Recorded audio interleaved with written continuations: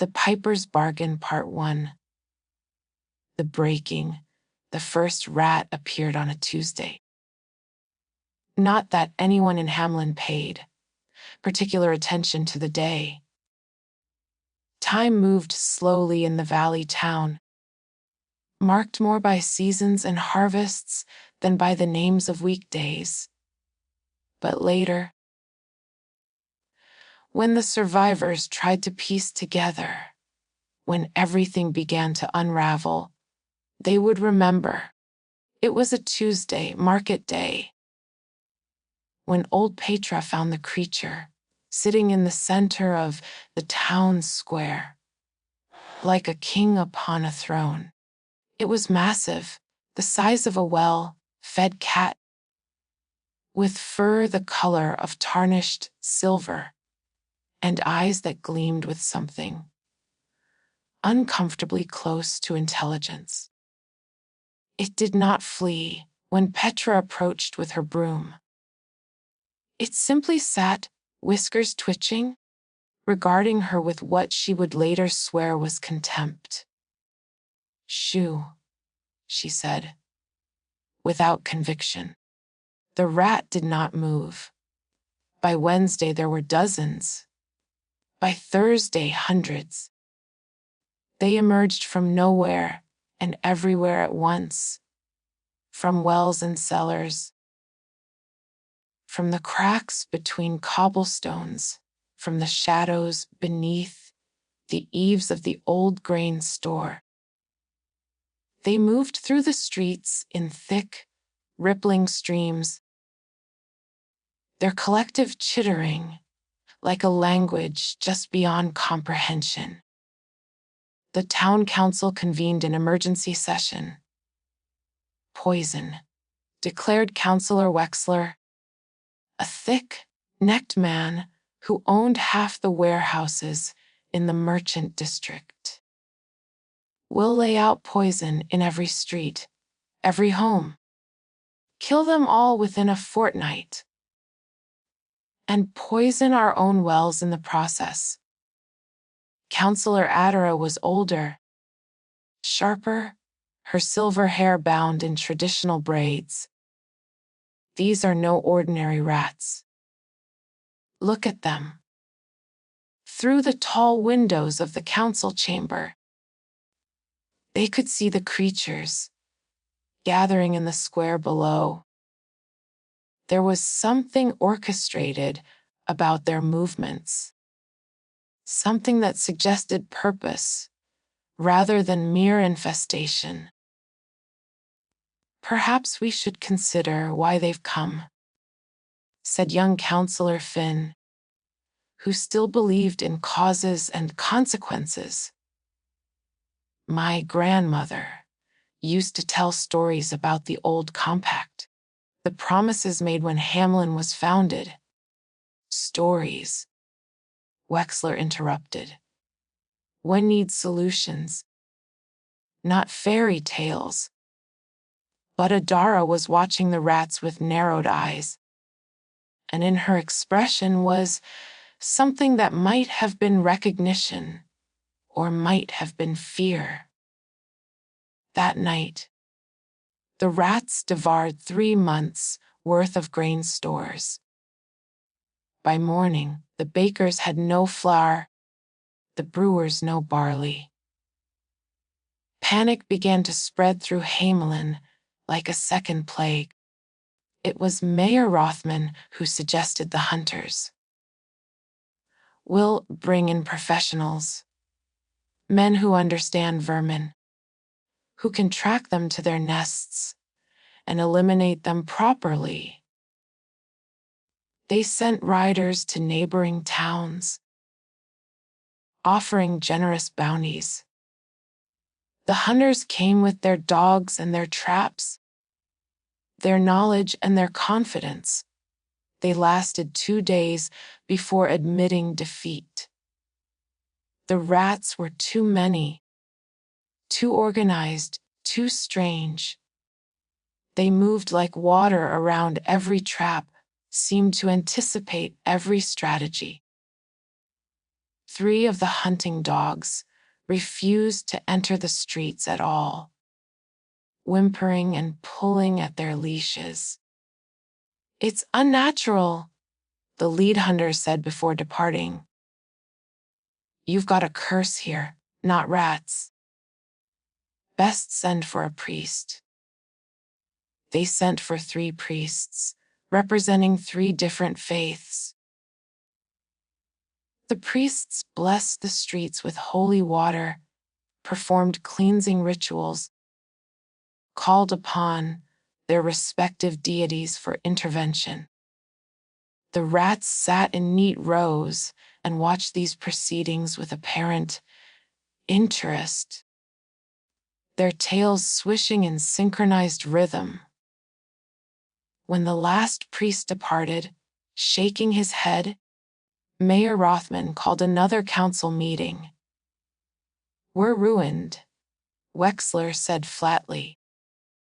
"The grain stores are empty. Trade caravans refuse to enter the town. People are starting to leave. There must be something we're not seeing," Finn insisted. "Some reason this is happening now, to us." Adara had been silent throughout the meeting, her gnarled fingers drumming on the council table. Now she spoke, her voice barely above a whisper. "The mill." "What about the mill?" Rothman asked. "The old mill, by the Eastern Bridge. We tore it down 3 months ago to make room for Wexler's new warehouse." So? That ruin was falling apart anyway. No one had used it in decades. It was older than Hamelin itself. Adara continued. Built by the first settlers, supposedly blessed by the river spirits as part of the founding covenant. My grandmother said there were rules about it, that it should never be destroyed, only maintained, that it was a promise, a symbol of the town's agreement with something else. Wexler laughed, but it was a nervous sound. "You're suggesting the rats came because we knocked down a broken mill. That's absurd." "Is it?" Adara gestured toward the window. "Look at them. Have you ever seen rats behave like this? They're not here for food. We've left poisoned grain untouched, fresh bread undefiled. They're eating only what's stored, what's hoarded. It's almost as if they're making a point." A silence fell over the council chamber. Outside, the sun was setting, painting the rat-filled streets in shades of crimson and gold. "Even if you're right," Rothman said finally, "what are we supposed to do? We can't rebuild the mill. The warehouse is half constructed already. We could make amends some other way," Finn suggested. "A new offering, a formal apology." "To whom?" Wexler demanded. "To rats. To spirits no one has believed in for generations." Before anyone could answer, a new sound drifted through the window. A sound that made every person in the chamber fall instantly silent. Music. It was a flute, high and clear, playing a melody that seemed to curl through the air like smoke. The notes were strange, haunting, neither quite sad nor quite joyful, but something in between. Something that tugged at the heart in unexpected ways. As one, the council members moved to the window. A figure was walking through the town square, and the rats were parting before him, like water around a stone. He was tall and thin, dressed in motley clothes that seemed to shift color in the dying light. Now red, now yellow, now green, now impossible to define. His face was hidden beneath a wide, brimmed hat, and from his lips came that impossible music. Behind him, the rats began to follow, not fleeing, not attacking, but following in orderly procession, as if they had been waiting for this moment all along. The stranger played his way through every street of Hamelin, and wherever he went, the rats came. They poured from cellars and alleys, from rooftops and sewers, forming a vast, chittering river in his wake. He led them east, toward the river, his flute never faltering. The townspeople emerged from their homes to watch, struck silent by wonder and something close to fear.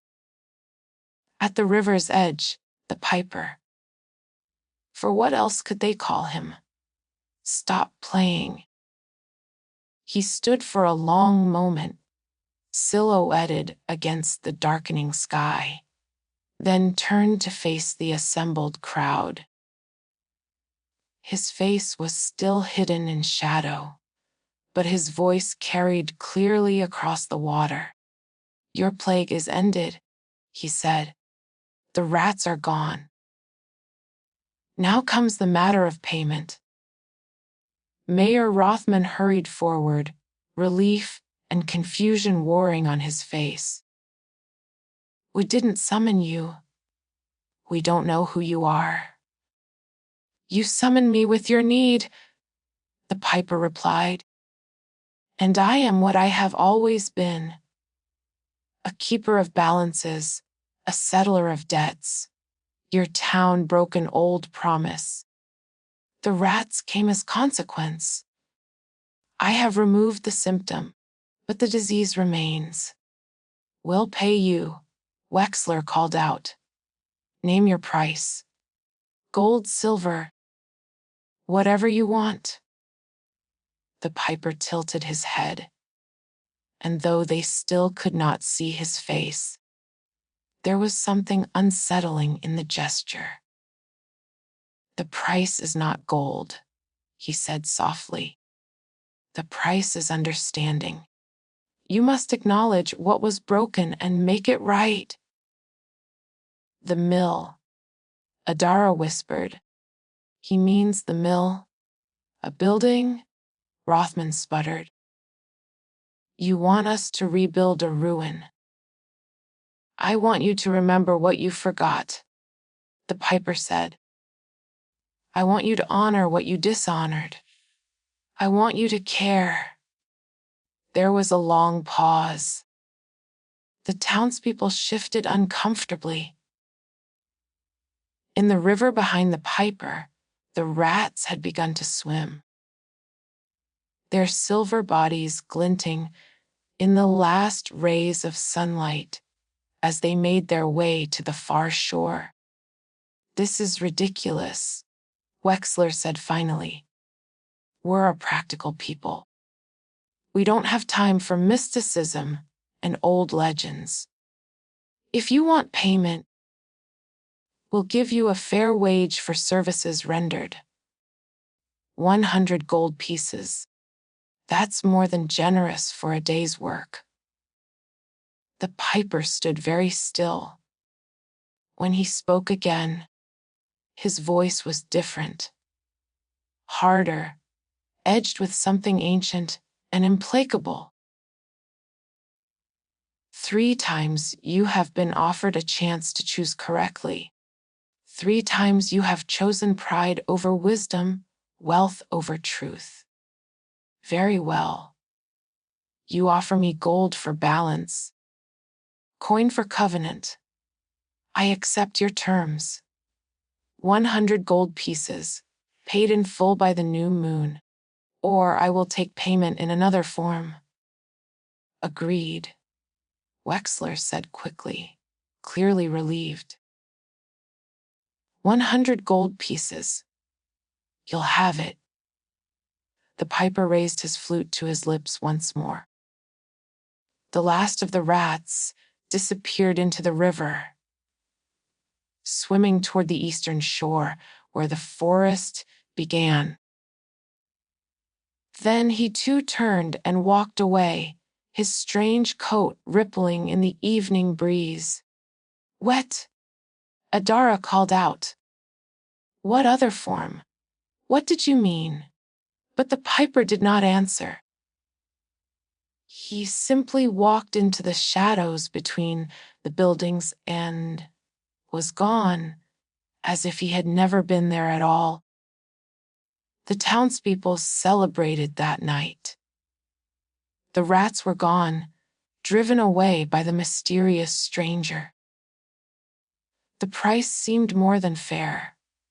100 gold pieces was a fortune to an individual, but trivial for a town as prosperous as Hamelin.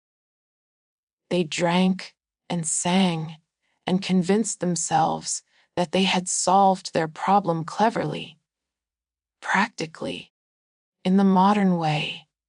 Only Adara did not celebrate. She stood at her window, watching the moon rise over the eastern forest, and wondered what payment the piper would claim when the town inevitably failed to deliver what they had promised. Because she had heard the finality in his voice, the weight of ritual and rule. And she suspected, with a cold certainty that settled in her bones, that Hamelin had just completed the first steps of a dance they did not understand, with consequences they could not imagine. The new moon was 10 days away. Part 2. The forgetting the problem. Finn realized on the third day, after the rat's departure, was that no one wanted to pay. It wasn't that Hamelin lacked the funds. The town was wealthy, its coffers full from trade and taxes. 100 gold pieces would barely make a dent in the treasury. But now that the rats were gone, now that the immediate crisis had passed, paying the piper seemed less like an obligation and more like an unnecessary expense. "We should think about this carefully," Wexler argued at the next council meeting. "This stranger appears from nowhere, plays a tune, and the rats leave. How do we know he didn't bring them in the first place? It could be a scheme. Create a problem, solve it, demand payment. We'd be rewarding extortion. He warned us," Finn protested. "He gave us a deadline. We agreed to the terms. Terms we made under duress," another counselor pointed out. "And for all we know, the rats left because they'd eaten everything they wanted. Natural cycles. Maybe the timing was coincidental." Adara slammed her hand on the table. "You're being fools. All of you. This isn't about money. It's about something older. Something you've chosen to forget because it's inconvenient.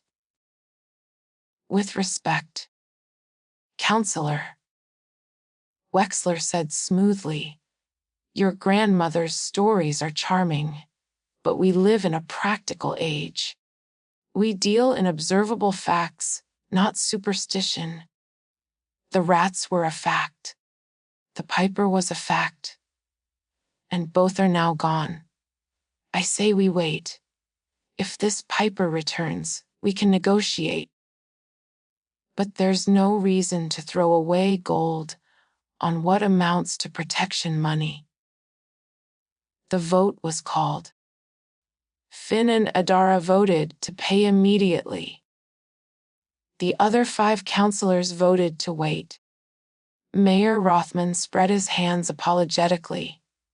Democracy, Adara. The majority has spoken. Then may the majority live with what comes, Adara said quietly, and left the chamber. Finn found her that evening, sitting by the eastern bridge, staring toward the forest. "You really believe we're in danger?" he said. "I believe there are rules older than Hamelin," Adara replied. "I believe breaking them has consequences. And I believe that Piper is bound by those same rules. He cannot simply punish us for refusing. But if we break our word, if we fail to pay what we promised by the deadline..."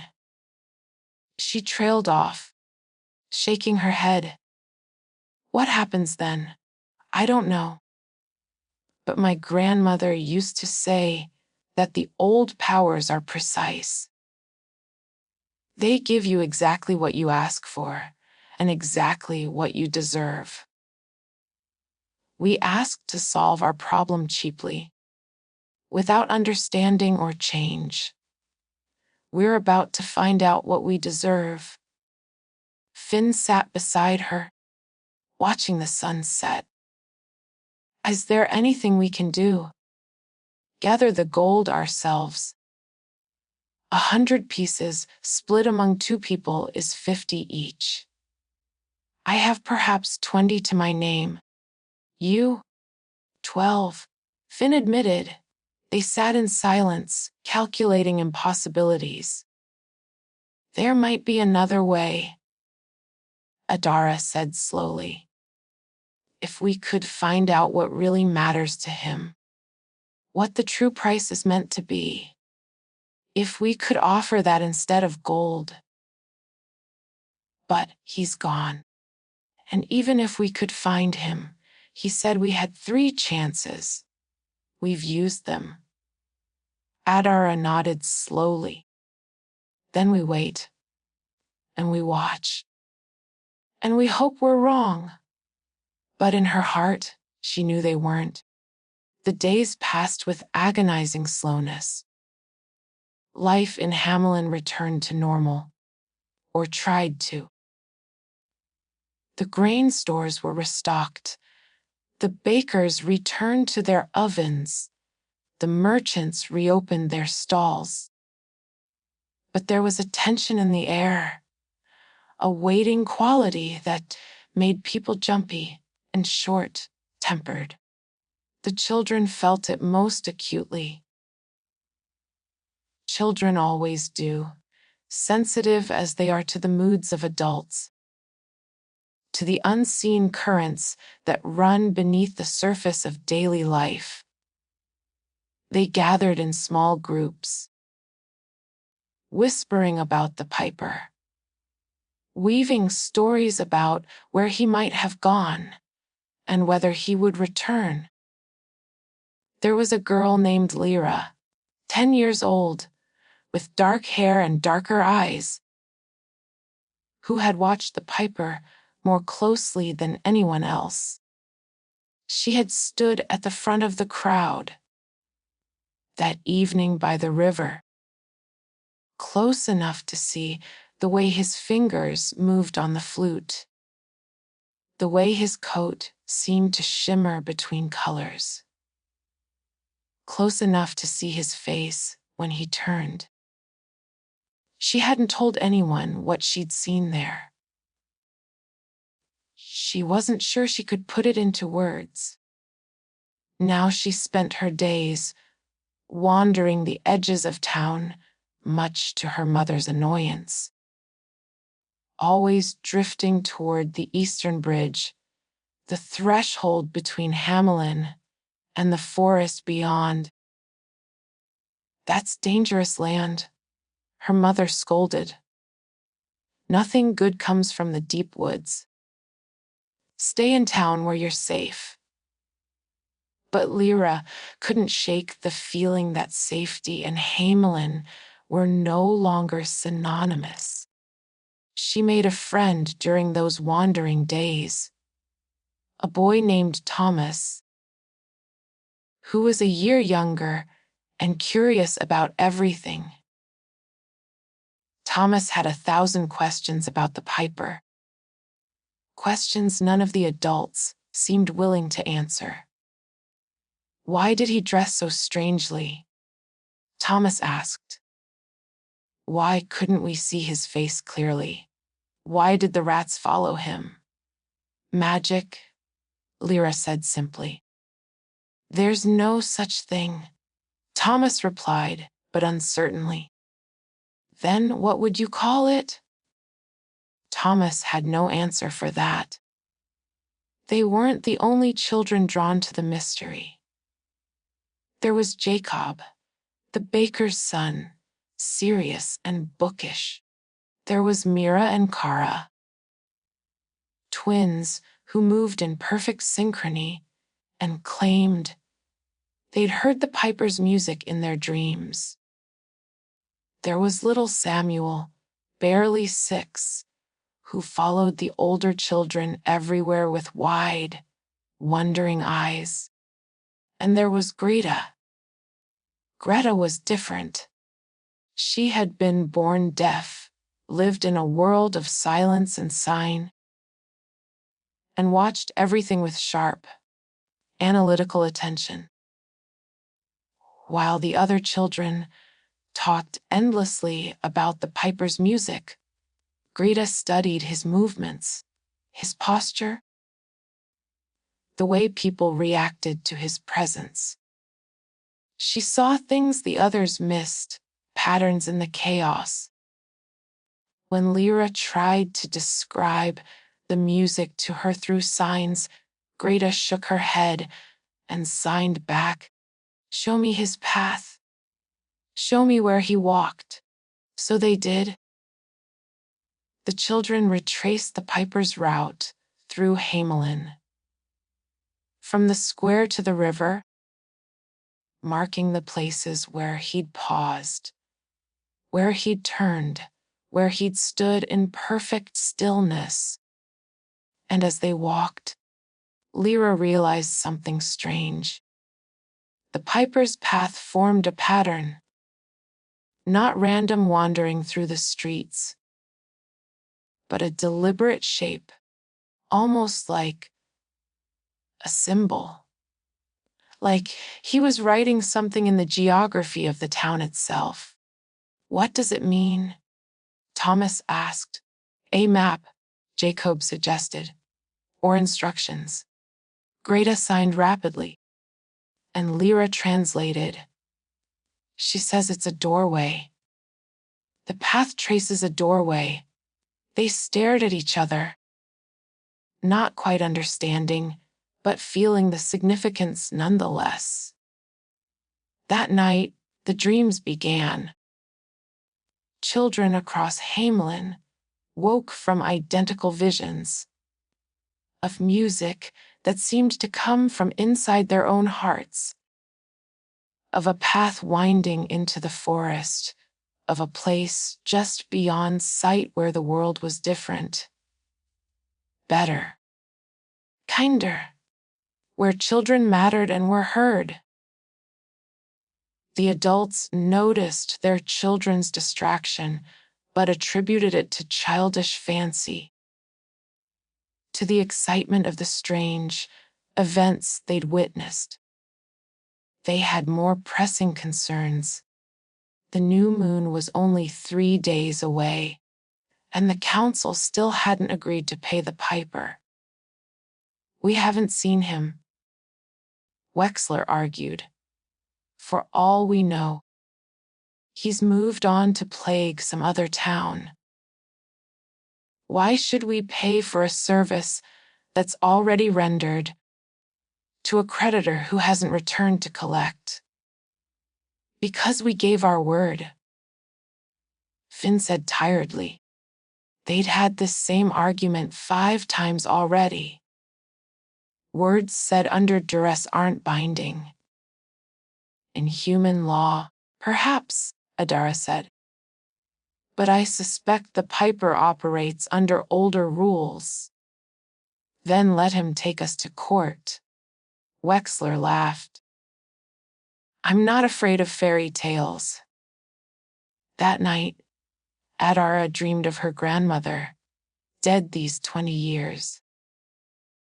In the dream, the old woman sat by a fire, weaving something complex and beautiful from threads of light. You remember? Her grandmother said, not looking up from her work. I remember the stories, Adara replied. But no one else does.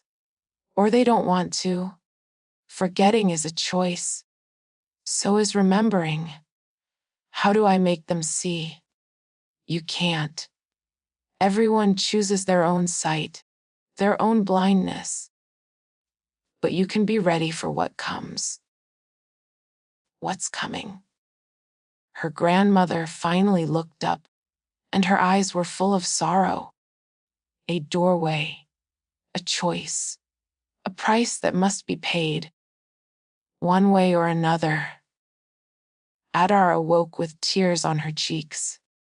The new moon rose on a cloudless night.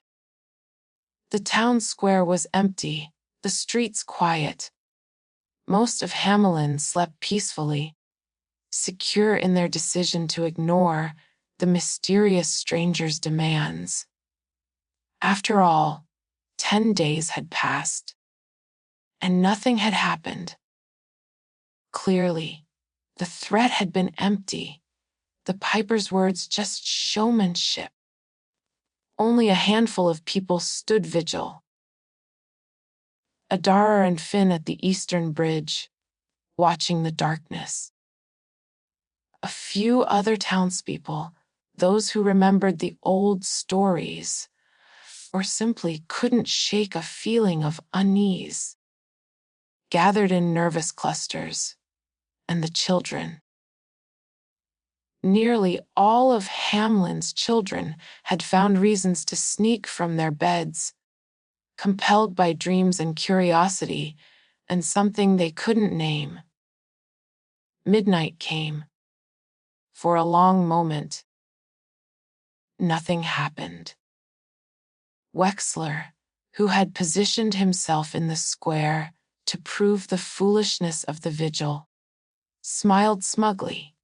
You see, all this worry over nothing. I'm going to bed. Then the music began. It came from everywhere and nowhere, that same haunting flute melody they'd heard 10 days before. But this time it was different, deeper, more complex, layered with harmonies that seemed impossible from a single instrument. It wrapped around the heart and squeezed, evoking feelings so intense they were almost painful. Longing for something lost, hope for something better, sorrow for what might have been. The Piper walked out of the shadows as if he'd been there all along. His coat was brighter now, luminous in the moonlight, cycling through colors that had no names. His face was still shadowed beneath his hat, but his hands on the flute were long and graceful, moving with inhuman precision. He played his way to the center of the square and stopped. The music continued, though he lowered the flute, as if the melody had taken on a life of its own, no longer needing the instrument to sustain it. The time has come, the Piper said, his voice carrying to every corner of Hamelin. The debt is due. Where is my payment? Mayor Rothman emerged from his house, hastily dressed. We've been discussing it. We need more time to consider. You had 10 days. You had 10 years before that, and 10 generations before that. Time was given in abundance. It has been spent. This is unreasonable, Wexler shouted. You can't hold us to an agreement made under duress. I hold you to nothing, the piper replied calmly. You hold yourselves. You made a promise. You broke it. I am simply here to collect what is owed. We don't have the gold ready, Rothman said desperately. But we can gather it. Give us just one more. The price was never gold, the piper interrupted. Gold was merely a test, a chance to prove you had learned, had changed, had understood. You failed. Again. He raised the flute once more. The music that came from it now was different, lighter, sweeter, full of promise and possibility. It spoke of freedom and adventure, of a world where wonder still existed, where every voice mattered and every dream could be pursued. And the children began to move. They came from every house, every street, drawn by that irresistible melody.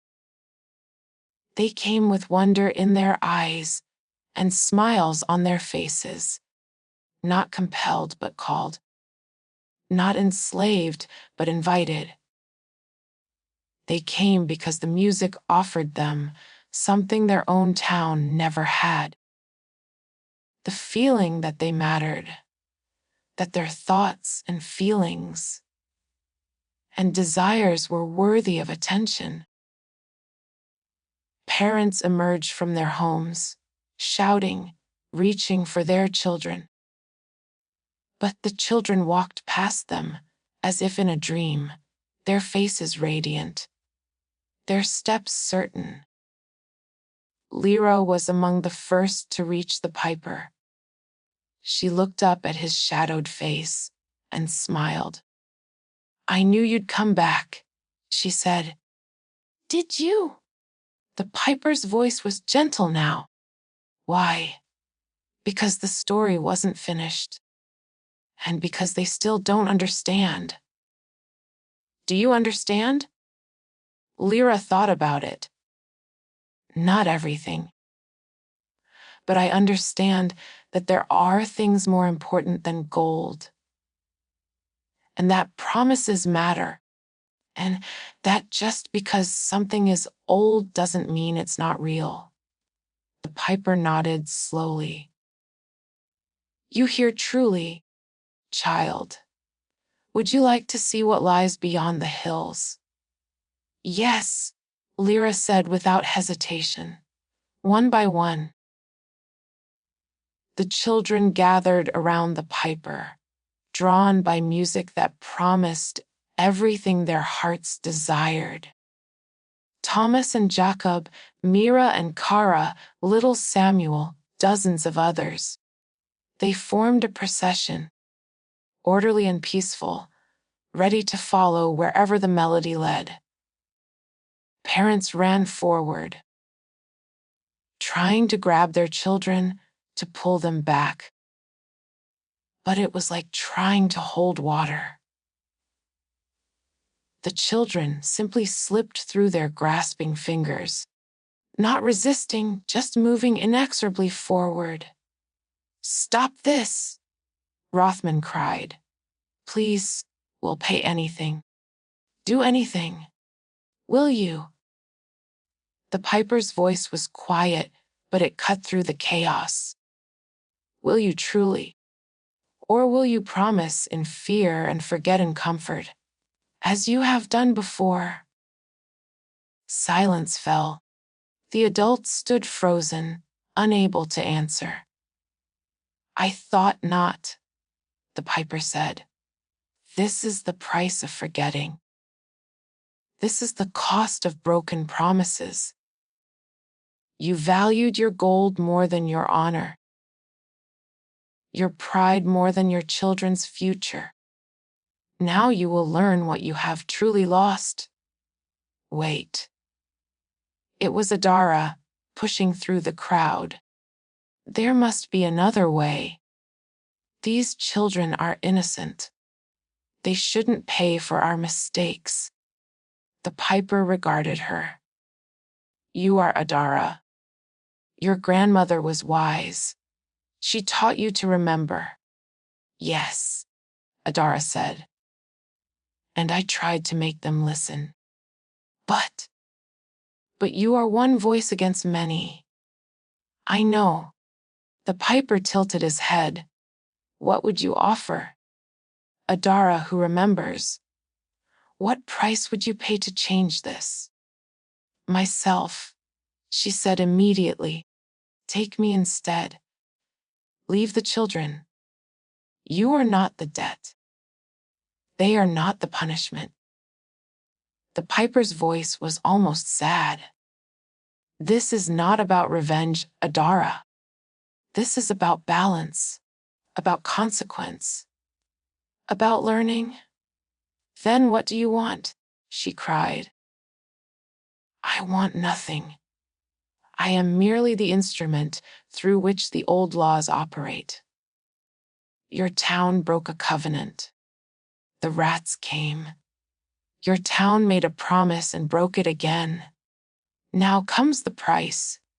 It is all very precise, very fair, very final. There's always a choice, Finn said, stepping forward. Isn't there?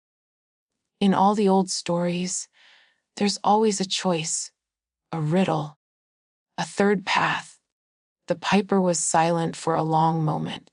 Then, you are Finn, young, but wise enough to know wisdom exists. Very well. I will offer this. Keep one child. Choose now. One child stays, one voice remains to tell this story, to ensure it is remembered. All the others come with me. Horror rippled through the crowd. Parents began shouting, each claiming their child should be the one to stay. Their child was special, essential, beloved. But it was Greta who stepped forward, the deaf girl who had heard nothing of the piper's music. She touched Adara's hand and signed quickly, emphatically. Adara's eyes filled with tears. She says, let her be the one to stay. She can't hear the music anyway. She says the others want to go.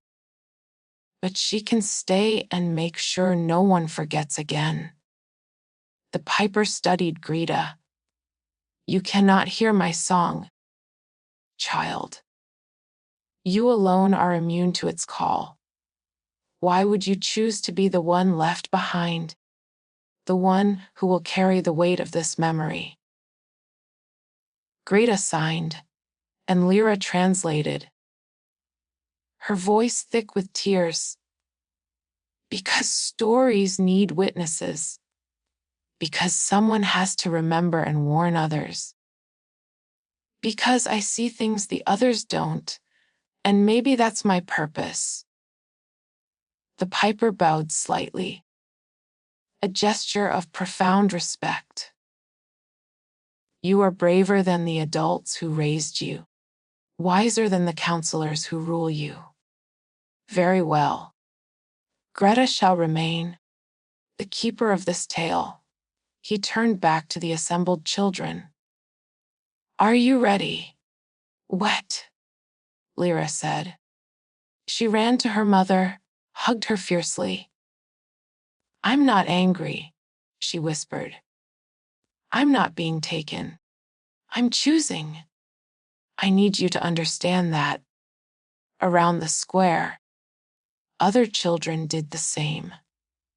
Quick embraces, whispered goodbyes, tears mingling with smiles. Not all of them.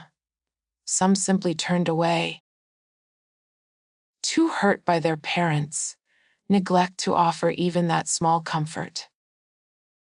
But most found a moment to say farewell, to soften the blow if only a little. Then they gathered once more around the piper, and he began to play. The melody soared higher, wilder, more beautiful than anything the townspeople had ever heard. It spoke of green forests and silver streams, of caves filled with crystal and meadows full of flowers that sang. It spoke of a place where time moved differently, where childhood lasted as long as it needed to, where every question was welcomed and every dream encouraged. The piper began to walk, and the children followed.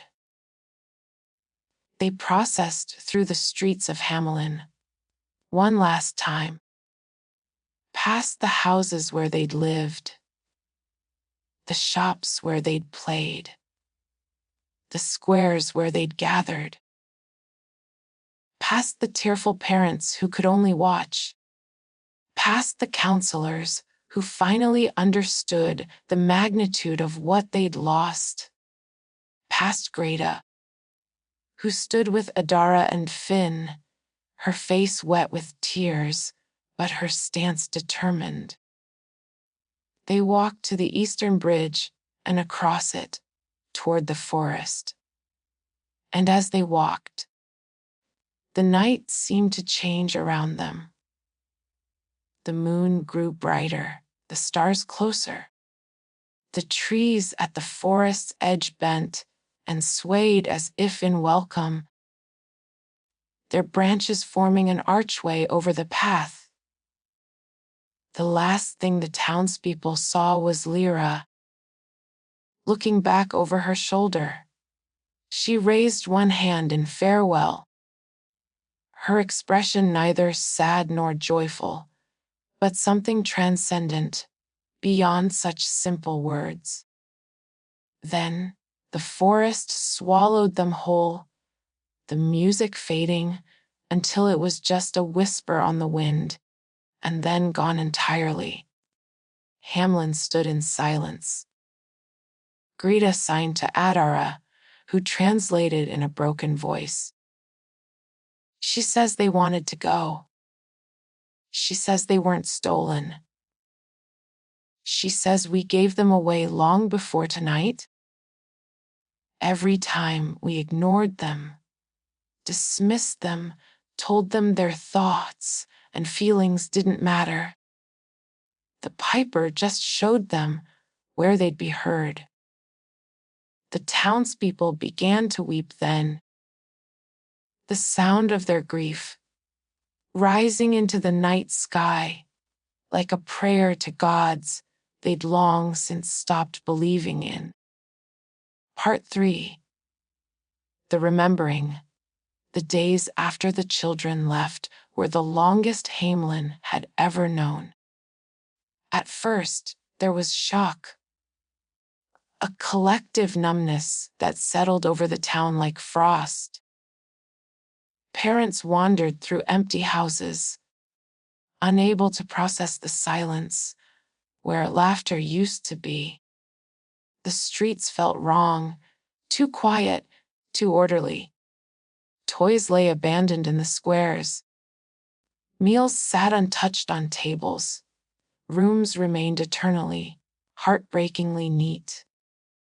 Then came the anger. Town meetings became shouting matches as people tried to assign blame. The council bore the brunt of it, particularly Wexler, whose smug certainty had convinced them all to withhold payment. He received death threats, had his windows broken, found his warehouses vandalized in the night. Within a week, he'd packed his belongings and fled to another province, unable to face the hatred in his neighbors' eyes. Mayor Rothman resigned. He stood before the town, gray-faced and hollow-eyed, and said simply, "I failed you. I failed them.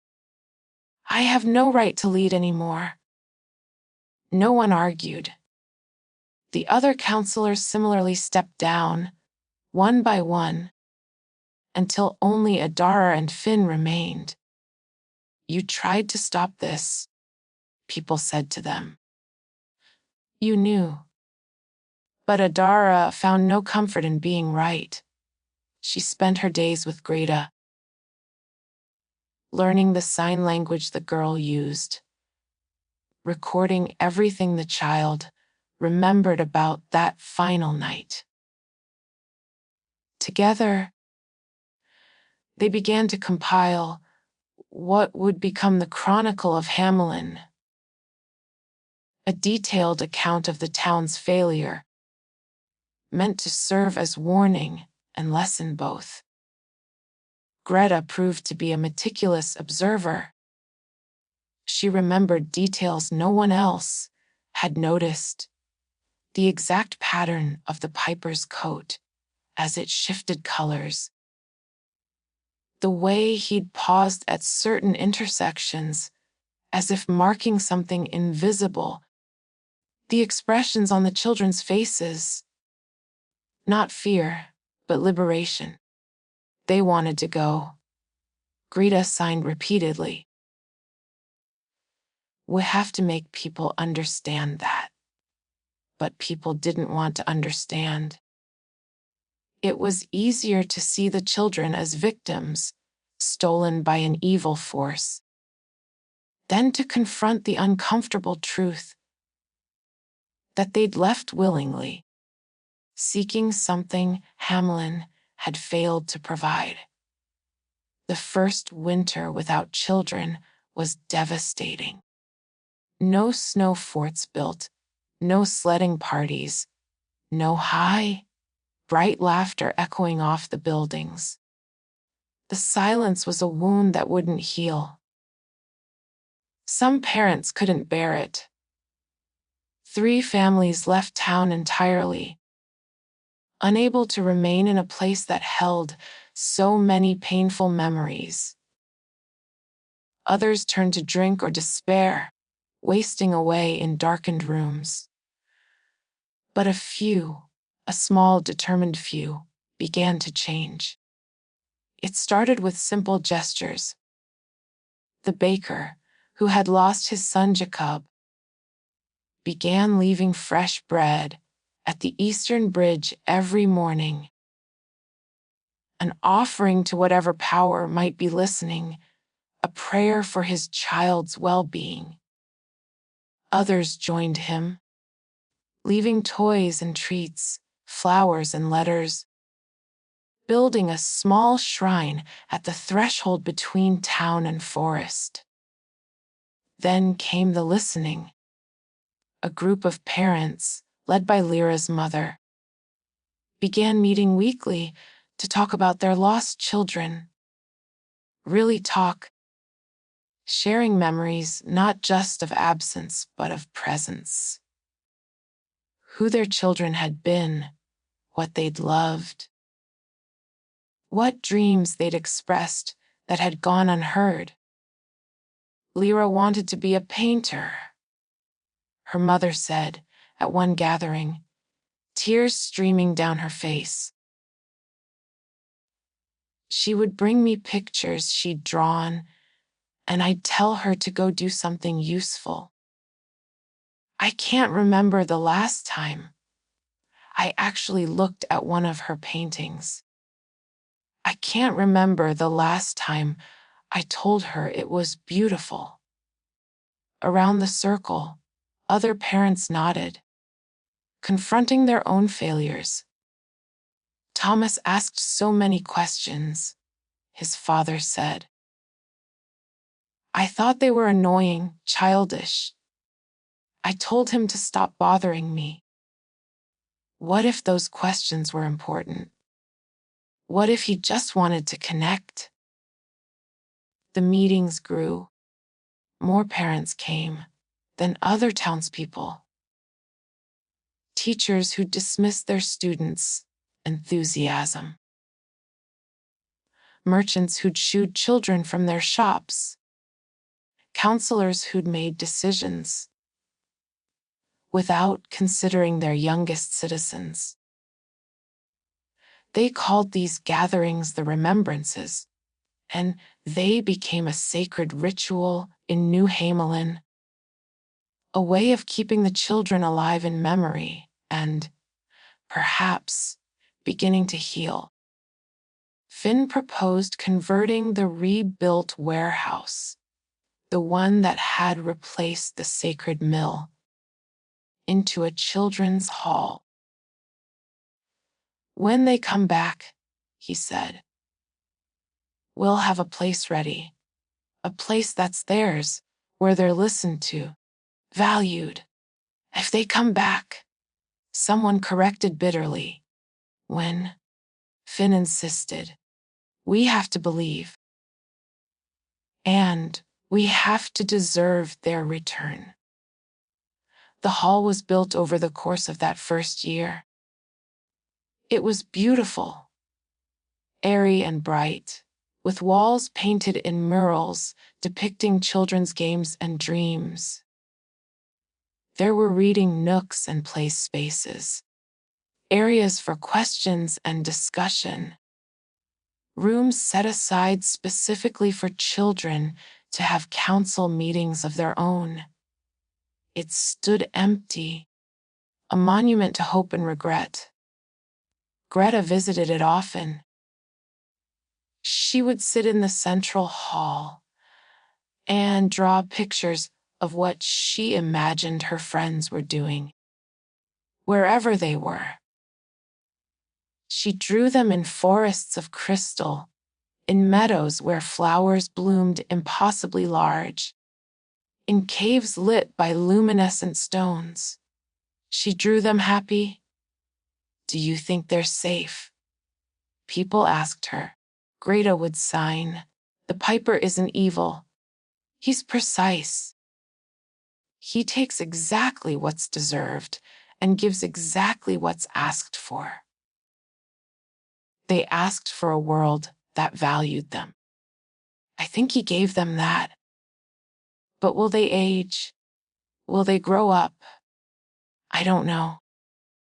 Time moves differently there, I think. Maybe they'll stay children forever. Maybe that's a gift, not a curse. Adara added these conversations to the chronicle, preserving every scrap of speculation and hope. Years passed. The shrine at the eastern bridge grew larger, more elaborate. The remembrances continued, becoming the heart of the town's spiritual life. New traditions emerged on each child's birthday. Their parents would light a candle and place it in the window, a beacon calling them home. On the anniversary of their leaving, the entire town held a vigil, keeping watch through the night. And sometimes, on certain evenings, when the wind blew just right, people swore they could hear music drifting from the forest. That same haunting flute melody, faint but unmistakable. The first time it happened, everyone rushed to the bridge, hoping, praying that this was the moment of return. But the forest remained dark and silent, offering no answers. Greta signed to Adara, "It's not time yet. We're not ready. How will we know when we are? When we've changed enough? When we've become what we should have been all along?" So the work continued. Hamelin transformed itself, slowly and painfully, The council was reformed with new laws. Children would have representatives, voices in governance. Schools changed their curricula to encourage questions rather than suppress them.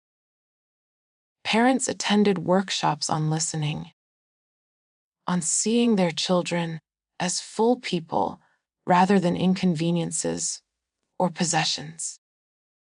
Some changes were harder than others.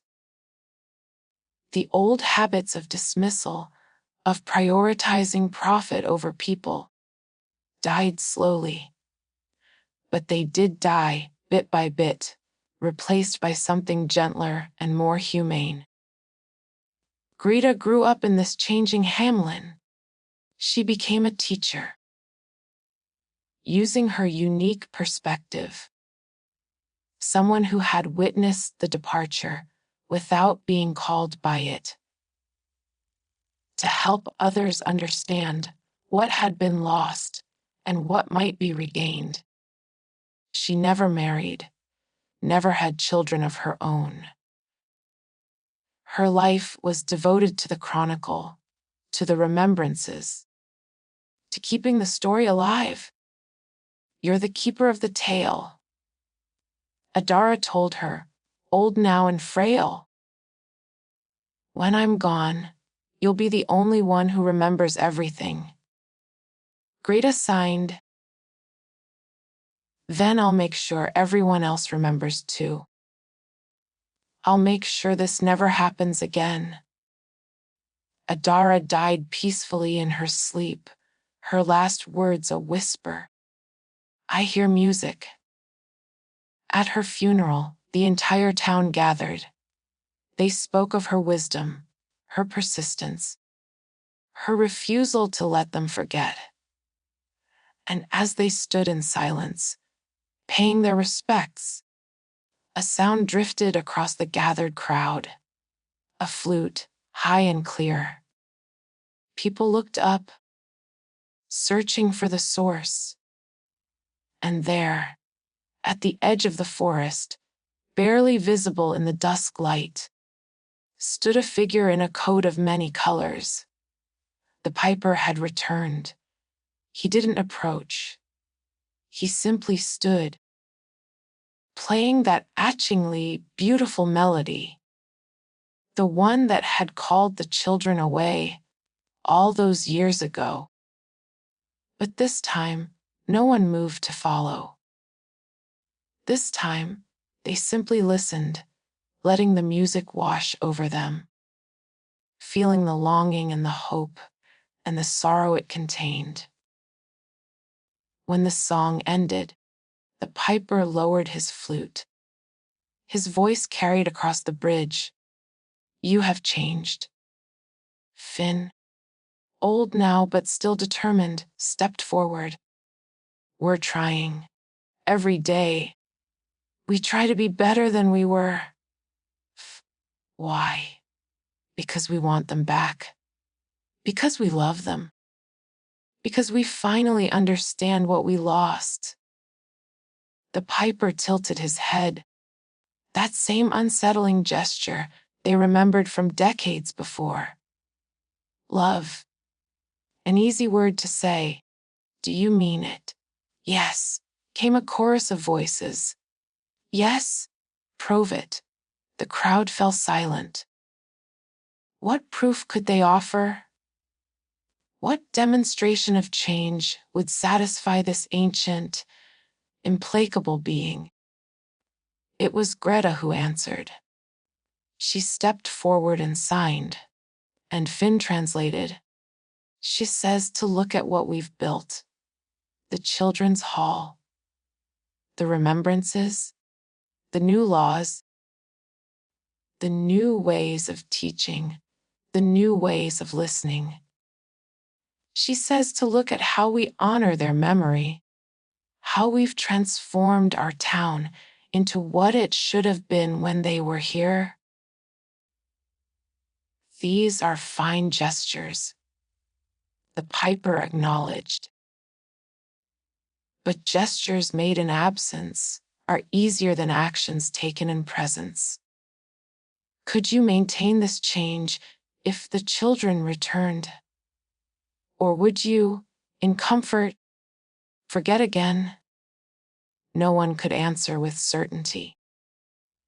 How could they promise constancy in the face of this timeless being who had seen civilizations rise and fall? We don't know, Finn admitted finally. We can only promise to try. We can only offer our imperfect human commitment to be better than we were. The piper was silent for a long moment. Then he raised his flute and played a different melody. Something new, softer, tinged with possibility. From the forest behind him, figures began to emerge. At first, the townspeople couldn't process what they were seeing. Then recognition hit like a wave, and cries of joy and disbelief rang out across Hamelin. The children, their children, walking out of the trees, whole and healthy and unchanged. Unchanged, that was the strange part. The years that had carved lines into their parents' faces, that had turned Greta's dark hair to gray, had left no mark on these children. They looked exactly as they had the night they left. Lyra with her dark eyes and wild hair, Thomas with his curious expression, Jacob serious and thoughtful. Little Samuel still barely 6 years old. Time moved differently there, the piper said quietly. For them, it has been but a season. For you, decades. This is part of the price. They return unchanged. But you have aged. You will have only brief years with them before age takes you. The time you lost cannot be recovered. We don't care, Lyra's mother sobbed. We don't care. Just let us have them back. The children ran forward, and the reunion was chaos. Tears and laughter and embraces, parents holding children who hadn't grown. Children confused by parents who had become elderly. Joy mixed with grief for all the years that had passed. But in the midst of the celebration, Lyra broke away and walked back to the piper. Thank you, she said simply, for showing us what we needed to see. And what was that? That we mattered. That our thoughts and feelings were real and important. That there was a place where we could be heard. She paused. But I think we want to try here again. If it's really different now. Is it? The piper asked. You've been away. You don't know if the change is real or just performance. Then we'll find out together, Lyra said. That's what family does, right? They figure things out together. The piper regarded her for a long moment, then nodded. You have grown wise, even if you have not grown old. Very well. He turned to address the entire crowd. I return your children to you. But know this, the covenant remains. The old laws still bind. If you forget again, if you break your promises again, if you return to the ways that brought the rats and necessitated this lesson, there will be consequences. The next price will be steeper, and there will be no third chances. We understand, Finn said. We won't forget. We have Greta's Chronicle, the remembrances, the Children's Hall. We've built remembering into the fabric of our town. Words and structures can be forgotten as easily as anything else. The piper warned. But I have seen your efforts. I have seen your change. It may be enough. He raised his flute one last time. I leave you with this: the music will never fully fade. On certain nights, when the wind is right, you will hear it, a reminder of what was lost and what was found. Let it keep you honest. Let it keep you awake. He played a final, achingly beautiful note that seemed to hang in the air long after he lowered the instrument. Then he turned and walked back into the forest, his coat shimmering through its impossible colors, until the darkness swallowed him whole. The townspeople stood in silence, the returned children in their arms, processing the enormity of what had just happened. Then someone began to sing an old lullaby, one that had been sung to generations of Hamelin's children. Others joined in, their voices rising together, and for the first time in decades, children's voices joined the chorus. Greta watched from the edge of the crowd, tears streaming down her weathered face. She had been the one left behind, the keeper of memory, the witness to loss. Now she was witnessing the return, the redemption, the second chance. Lyra found her and hugged her fiercely. You stayed, she said. You kept the story alive. Greta signed back. It was my purpose, my gift. What was it like? Someone asked the children. Where did you go? The children exchanged glances, struggling to find words for something beyond language. Finally, Thomas spoke. It was a place between places, where time flowed like water and the trees sang lullabies, where every question was welcomed and every dream encouraged, where we learned things we can't quite explain, but will never forget. Were you happy? A parent asked desperately. We were at peace, Lyra said carefully. We were heard. We mattered. But we missed you too. We always missed you. And when the piper asked if we wanted to return, if we thought you'd changed enough, we said yes. We wanted to find out. We have changed, her mother promised. You'll see. We have the Children's Hall and the new council laws and... Show us slowly. Lyra interrupted gently. We have time now. All the time you spent changing, and all the time we have together. However much that is. And so began the second era of Hamelin. A town that had lost everything and, through pain and persistence, earned a portion of it back. The children's return wasn't seamless.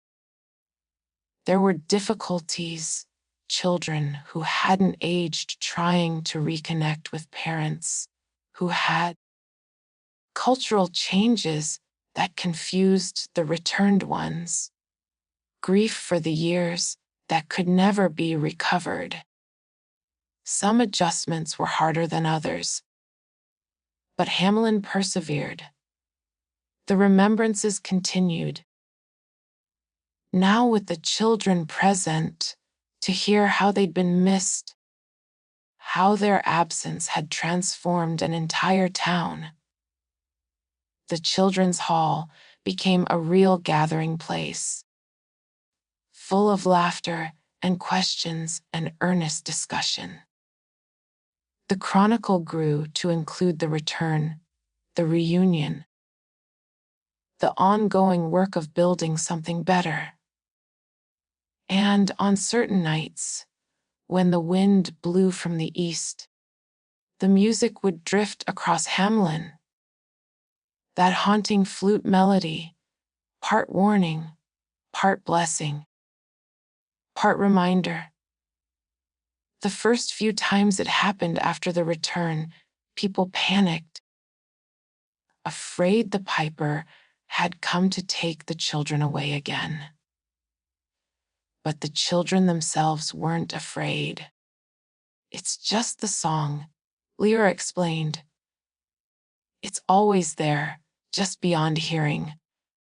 It's part of the world now, part of us. It reminds us that there are places beyond Hamelin, possibilities beyond what we see. That's not a bad thing to remember. Greta added it to the chronicle. The music never stops completely. It is woven into the wind, the water, the stone itself. It is Hamelin's blessing and its burden. A reminder that the old powers are still present, still watching, still holding us to account. Years passed, the brief, precious years that the piper had warned of. The returned children did not age, but their parents did, growing old and frail, while their sons and daughters remained unchanged. It created a bittersweet dynamic. Parents, knowing they would leave their children behind, rather than the other way around. But they faced it with grace, grateful for the time they had, however strangely it unfolded. Lyra's mother passed away peacefully, holding her daughter's eternally young hand. "I got to see you again," she whispered. "I got to know you, really know you. That's more than I deserved." "You changed," Lyra said. "That's what mattered. You learned. At the funeral." Lyra stood and addressed the gathered town. "My mother and all of your parents did something remarkable. They admitted they were wrong, and they changed. Not because they had to, but because they chose to. That's the lesson we need to carry forward. Not that we should never make mistakes, but that we should always be willing to learn from them." The returned children became Hamelin's new elders, paradoxically young, but bearing the wisdom of two worlds. They took over the remembrances, the chronicle, the maintenance of the children's hall.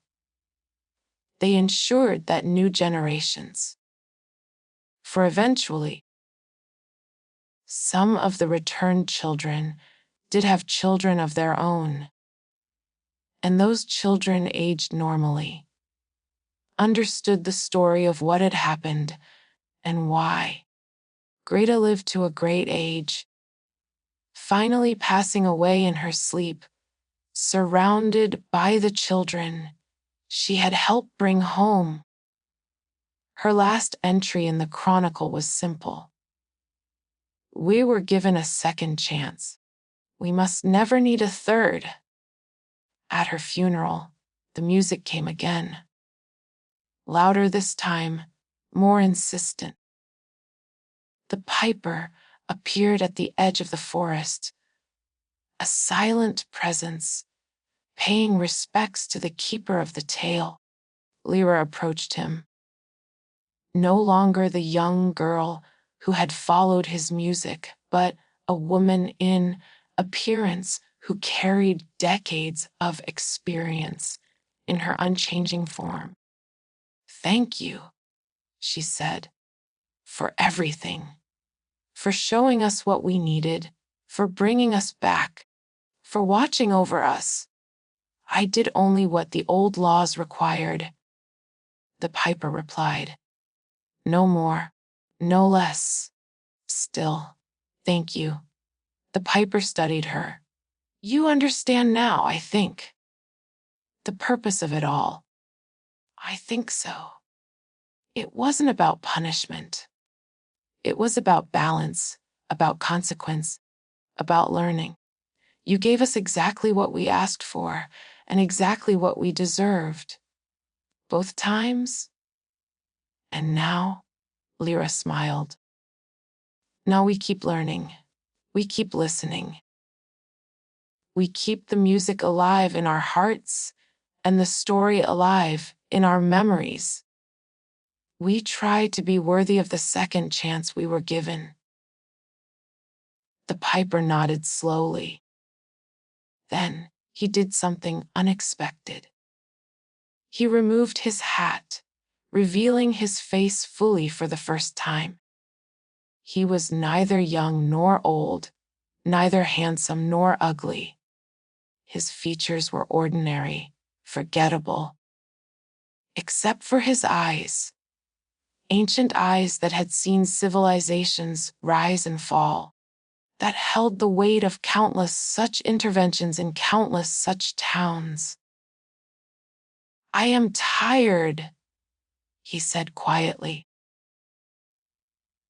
"I have walked between worlds for longer than you can imagine, settling debts and restoring balances. Sometimes I wonder if it makes any difference, if humans will ever truly learn." "We're learning," Lyra said. "Slowly, imperfectly, but we're learning. Isn't that enough?"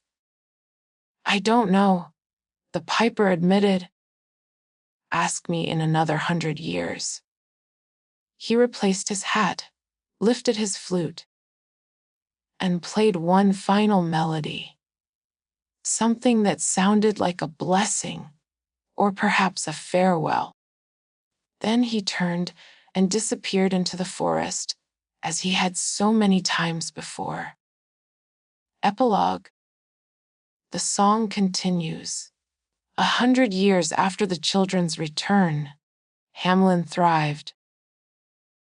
It was different from the town that had broken the old covenant so long ago. The children's hall stood at its center, a constant reminder of what had been lost and found.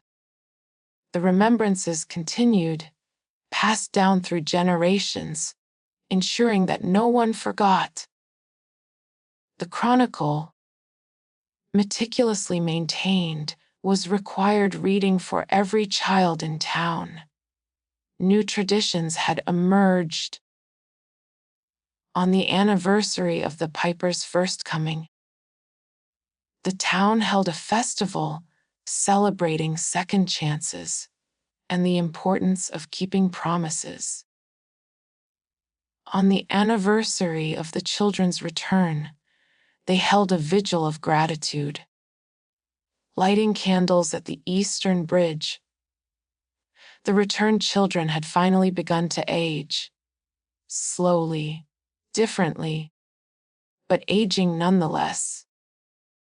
Lyra had gray in her hair now. Thomas walked with a slight stoop.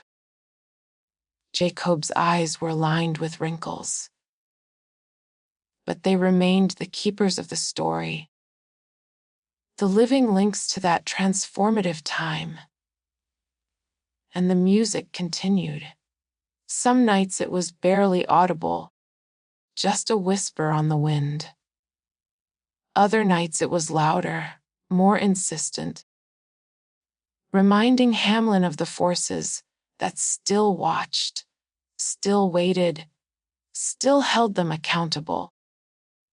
But the townspeople no longer feared it. They had learned to hear it as it was meant to be heard, not as a threat, but as a reminder, a call to remain awake, aware, accountable. One evening, a young girl, a great-granddaughter of one of the lost children, stood at the eastern bridge, listening to the music drift from the forest. "What does it mean?" she asked her grandmother's, who was, in the complex genealogy of Hamelin, also younger than her in appearance, one of the returned. "It means there are older powers than we understand." Her grandmother replied, "It means promises matter. It means children matter. It means we must never become so comfortable, so certain, that we stop listening to the music, to everything. The music is just a symbol, but yes, to the music too." The girl listened for a while longer, then asked, "Will the piper ever come back?" "I don't know. Maybe he doesn't need to. Maybe we've learned our lesson well enough. Or maybe he's always here," the girl said thoughtfully. "Maybe the music is him, watching, waiting, ready to restore balance if we forget again." Her grandmother smiled. "You're a wise one." "Yes. Maybe that's exactly right." They stood together as the sun set, listening to that distant, haunting melody, the song that never truly ended, the reminder that some debts transcend gold, some promises transcend time, and some lessons must be learned again and again until they become part of who we are. In the forest beyond the bridge, shadows shifted. A figure in a coat of many colors walked between the trees, playing his flute, keeping watch over the town that had learned its lesson the hard way. He would return if needed. The old laws demanded it. But perhaps, just perhaps, Hamelin had finally changed enough that his intervention would never again be required. Only time would tell, and the music played on. The end. But remember, some songs never truly end. They simply pause between notes, waiting for the moment they'll be needed again. Listen carefully, and you might hear it even now. The piper's melody, carried on the wind, reminding us that promises matter, that children matter, that the old ways are not dead, but merely sleeping, ready to wake when called. Will you listen? Will you learn? Or will you, like Hamelin before its reckoning, discover too late that some debts must always be paid? The choice, as always, is yours.